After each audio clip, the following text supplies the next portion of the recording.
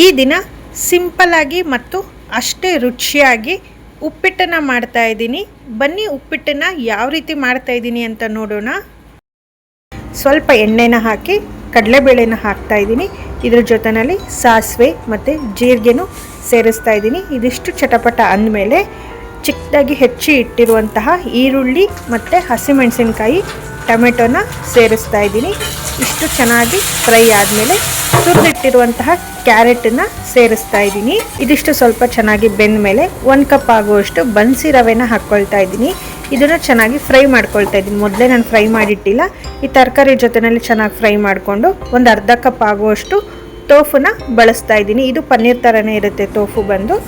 ಇದಕ್ಕೆ 3 ಕಪ್ ಆಗುವಷ್ಟು ನೀರನ್ನು ಸೇರಿಸ್ತಾ ಇದ್ದೀನಿ. ರವೆ ಯಾವ ಕಪ್ಪಲ್ಲಿ ತೊಗೊಂಡಿದ್ದೀನಿ ಅದೇ ಕಪ್ಪಲ್ಲೇ ನೀರನ್ನು 3 ಕಪ್ ಆಗುವಷ್ಟು ಸೇರಿಸಿ ರುಚಿಗೆ ಎಷ್ಟು ಬೇಕೋ ಅಷ್ಟು ಉಪ್ಪನ್ನ ಸೇರಿಸಿ ಎಲ್ಲನೂ ಒಂದು ಸತಿ ಮಿಕ್ಸ್ ಮಾಡಿಕೊಂಡು ಒಂದು ಪ್ಲೇಟನ್ನು ಮುಚ್ಚಿ 2 ನಿಮಿಷ ಬೇಯೋದಕ್ಕೆ ಬಿಡ್ತಾ ಇದ್ದೀನಿ. 2 ನಿಮಿಷ ಆದಮೇಲೆ ನೋಡ್ತಾ ಇರ್ಬೋದು ಎಷ್ಟು ಚೆನ್ನಾಗಿ ಬೆಂದಿದೆ ಅಂತ.